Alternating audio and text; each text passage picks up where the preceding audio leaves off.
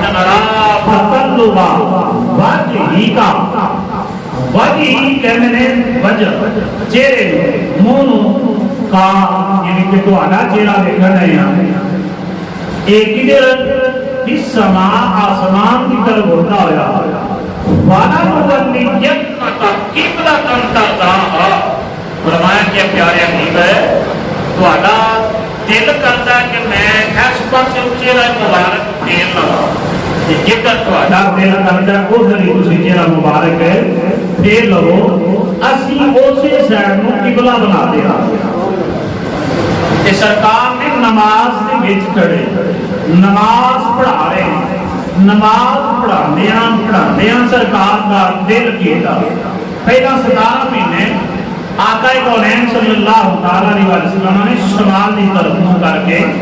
नमाज़ां पढ़ियां ने पहाड़ की तरफ पंजाबी नहीं आते कि और भी पंजाब दे सरकार ने फरमाया कि पहाड़ की तरफ है इस तरफ 17 महीने नमाज़ां पढ़ियां कि काफिला ये आखिया कि तुसीं दीननामा लैके आए हो ते किबला भी अपना चेंज करो साडे किबले वल मुंह करके नमाज़ां पढ़दे हो कि हजरत उमर रज़ी अल्लाह तआला आप की भी यही ख्वाहिश थी कि असीं इस जगह नूं अपना किबला बनाइए कि सरकार दे दिल विच बार-बार ख्याल आउंदा सी कि सरकार दे पुराने नमाज पढ़दे ही सरकार दा बार-बार चेहरा उतरे कितना मुबारक चेहरा है कि अल्लाह अपने महबूब का चेहरा आसमान की तरफ उठदे होया देख के फरमा दिंदा है ते समझ भी जांदा कि मेरा महबूब चाहता की है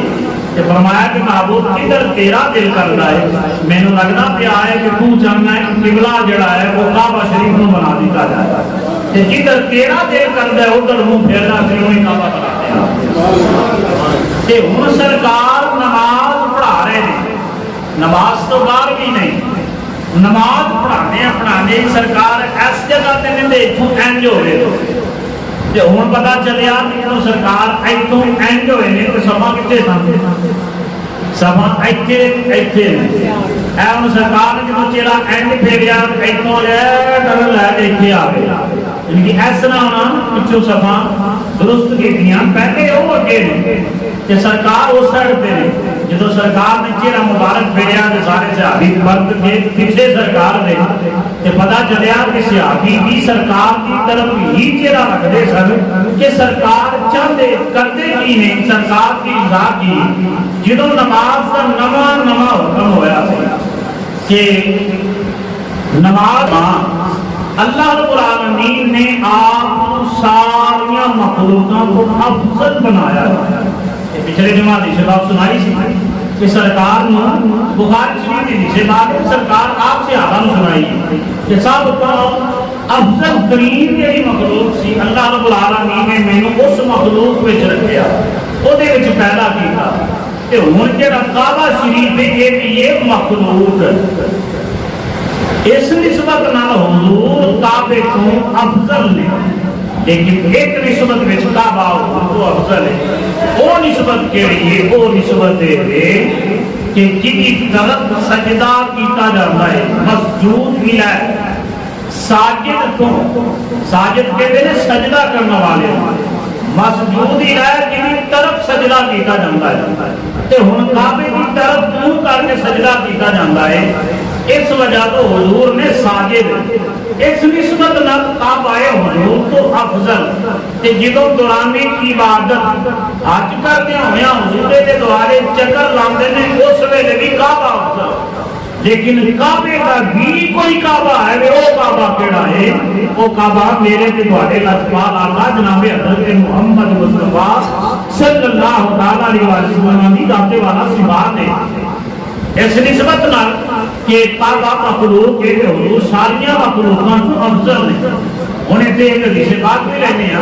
सैयद आलम सल्लल्लाहु अलैहि वसल्लम ने हजरत बिलाल की फरमाया बिलाल काबे की छत पे खड़ा हो जाओ खड़ा होके ते अजान पर हजरत बिलाल हबशी काबे की छत पे खड़े होते ते सवाल करते ने अर्ज करते ने मां दागल बसर है ते बन लैल के जुल्फा वाले आ बदू हाल चेहरे वाले आ अगे तेरे जिदों अजान पढ़ना सा काबे की तरफ रुख करना सन ते हुण मैनू काबे की छत ते खिला दिता जे, खड़िया कर दिता जे। हुण मैं अपना चेहरा कीदा करके ऐलान पढ़नी ते सरकार ने फरमाया मैं तेरे सामने हां, इधर नूं करके नमाज ऐलान पढ़नी शुरू कर दे। पता चलिया कि काबे का भी काबा कोई दूसरा है। इसलिए मेरे इमाम ने फरमाया ही ना, हाजियो आओ शहंशाह का रोज़ा देखो, हाजियो आओ शहंशाह का रोज़ा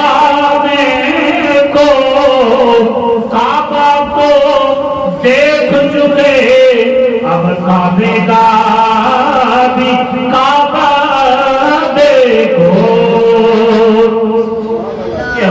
काबे का भी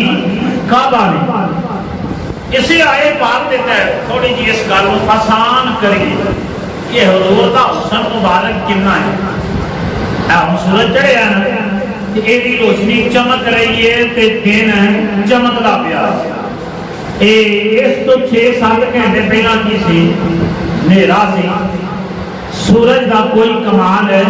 नहीं सी, ना सूरज का टाइम सी। हुण सूरज का पूरा हुसन है। ਜਦੋਂ 12 ਵਜਦੇ ਨੇ ਫਿਰ ਸੂਰਜ ਪੂਰੇ ਹੁਸਨ ਤੇ ਜੋਬਨ ਤੇ ਹੁੰਦਾ ਹੈ, ਪੂਰੇ ਜੋਸ਼ ਵਿੱਚ ਹੁੰਦਾ ਹੈ। ਤੇ ਜਦੋਂ ਸ਼ਾਮ ਪੈਣੀ ਹੈ ਨੇ ਹੁਣ ਆਸਤਾ ਆਸਤਾ ਢਲਦਿਆ ਜਾਣਾ ਤੇ ਹੁਣ ਢਲ ਰਿਹਾ ਹੈ। ਢਲਦਿਆਂ ਇਹਨੇ ਮਗਰਬ ਦੇ ਟਾਈਮ ਤੇ ਜਾਣਾ ਹੈ, ਗੁਰੂਬੇ ਆਫਤਾਬ ਤੇ ਜਾਣਾ ਹੈ। ਜਦੋਂ ਜਾਣਾ ਹੈ ਤੇ ਫਿਰ ਹੋਣਾ ਕੀ ਹੈ, ਫਿਰ ਇਹਦੀ ਰੋਸ਼ਨੀ ਖਤਮ ਹੋ ਜਾਣੀ ਹੈ, ਇਹਨੂੰ ਜ਼ਵਾਲ ਆ ਜਾਣਾ। फिर रात की चांदनी आ जानी, रात आ जानी है, अंधेरी रात। वो जी रात की चांदनी है, जी रात का अंधेरा है, वो चपेट मारता है सूरज नूं ते सूरज सैड दे दा हुस्न खत्म हो जाता है। ते जे रात आती है ते चंद पहली रात का जिहड़ा है वो बिल्कुल हल्का जिहा हुंदा है, इहनूं कहंदे हिलाल। ते जदों 14वीं रात का चंद हुंदा ते पूरे जोबन ते हुंदा है। रात नूं बल्ब बालन की जरूरत भी नहीं पैंदी, इहदी रात रोशन हुंदी है। ते फरमाया कि जिउं-जिउं वो वधदा जांदा है फिर 27वीं छाप आउंदी है, 28वीं छाप आउंदी है ते चंद साहब गायब हो जाते हैं, इन्हां दे भी ज़वाल आ जांदा है। पता चलिया ना सूरज चे रोशन है कोना है ना ਉਹਦਾ ਵੀ ਕੁਝ ਮਖਸੂਸ ਵਕਤ ਹੁੰਦਾ ਕਿ ਜਿੰਨੀ ਦੇਰ ਉਹਦਾ ਹੁਸਨ ਕਾਇਮ ਰਹਿੰਦਾ ਹੈ, ਤੇ ਚੰਨ ਦਾ ਵੀ ਕੁਝ ਟਾਈਮ ਹੁੰਦਾ ਉਸ ਵੇਲੇ ਹੀ ਉਹਦਾ ਹੁਸਨ ਰਹਿੰਦਾ ਹੈ। ਤਾਰੇ ਵੀ ਰਾਤ ਨੂੰ ਚਮਕਦੇ ਨੇ, ਦਿਨ ਨੂੰ ਉਹ ਵੀ ਨਹੀਂ ਚਮਕਦੇ। ਹੁਣ ਬੱਚਾ ਪੈਦਾ ਹੁੰਦਾ ਹੈ ਤੇ ਜਿਉਂ-ਜਿਉਂ ਉਹ ਉਰੂਜ ਪਕੜਦਾ ਹੈ, ਉਹਦੀ ਉਮਰ ਵੱਧਦੀ ਜਾਂਦੀ ਹੈ, ਰਤੋਜੀ ਉਮਰ ਦੇ ਅੰਦਰ ਤਬਦੀਲੀਆਂ ਆਉਂਦੀਆਂ ਜਾਂਦੀਆਂ। ਜਿਉਂ-ਜਿਉਂ ਉਹ ਜਵਾਨ ਹੁੰਦਾ ਹੈ ਉਹਦੇ ਆਜ਼ਾਦ ਮਜ਼ਬੂਤ ਹੁੰਦੇ ਨੇ, ਲੇਕਿਨ ਇੱਕ ਵਕਤ ਹੁੰਦਾ ਕਿ ਜਵਾਨੀ ਤੋਂ ਬਾਅਦ ਉਹਦੀ ਜਵਾਨੀ ਢਲਣ ਲੱਗ ਪੈਂਦੀ, ਫਿਰ ਉਹਦੀਆਂ ਹੱਡੀਆਂ ਕਮਜ਼ੋਰ ਹੋ ਜਾਂਦੀਆਂ, ਨਜ਼ਰ ਕਮਜ਼ੋਰ ਹੋ ਜਾਂਦੀ, ਉਹਨੂੰ ਚੀਜ਼ ਨਜ਼ਰ ਕੋਈ ਨਹੀਂ ਆਉਂਦੀ। ਫਿਰ ਪੁੱਛਦਾ ਮੇਰੀ ਐਨਾ ਕਿੱਥੇ ਵੇ, ਮੇਰਾ ਪਰਨਾ ਕਿੱਥੇ ਵੇ, ਮੇਰਾ ਫਲਾਣਾ ਕਪੜਾ ਕਿੱਥੇ ਵੇ, ਮੇਰੀ ਫਲਾਣੀ ਚੀਜ਼ ਕਿੱਥੇ ਵੇ। ਇਹ ਨਹੀਂ ਇਨਸਾਨ ਦੇ ਖਦੋਖਾ। ਇਨਸਾਨ ਦਾ ਤਖਲੀਕੀ ਮਰਾਹਲ ਜਿਹੜੇ ਨੇ ਉਹ ਇਹ ਨੇ ਕਿ ਬੰਦਾ ਇਹਨਾਂ ਸਾਰੀਆਂ ਜੀਵਨ ਤੋਂ ਗੁਜ਼ਰਦੇ ਹੋਇਆ ਉਹਦੇ ਤੇ ਜ਼ਵਾਲ ਆ ਜਾਂਦਾ ਹੈ। ਕੁਰਬਾਨ ਜਾਈਏ ਮੇਰੇ ਤੇ ਤੁਹਾਡੇ ਲਜਪਾਲ ਆਕਾ ਦਾ ਹੁਸਨ ਮੁਬਾਰਕ ਐਸਾ ਹੈ ਕਿ ਸਰਕਾਰ ਦੇ ਆਖਰੀ ਵਕਤ ਵੀ ਜਦੋਂ ਸਰਕਾਰ ਦਾ ਜ਼ਾਰੀ ਵਿਸਾਲ ਹੋਇਆ ਉਸ ਵੇਲੇ ਵੀ ਸਰਕਾਰ ਦੇ ਸਰ ਮੁਬਾਰਕ ਤੇ ਦਾੜੀ ਮੁਬਾਰਕ ਦਾ ਇੱਕ ਵਾਲ ਵੀ ਚਿੱਟਾ ਨਹੀਂ ਹੋਇਆ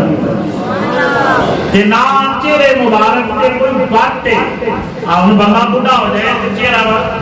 ਵੱਟ ਪੈ ਜਾਂਦੇ ਨੇ ਜੇ ਆਦੇ ਚਿਹਰੇ ਤੇ,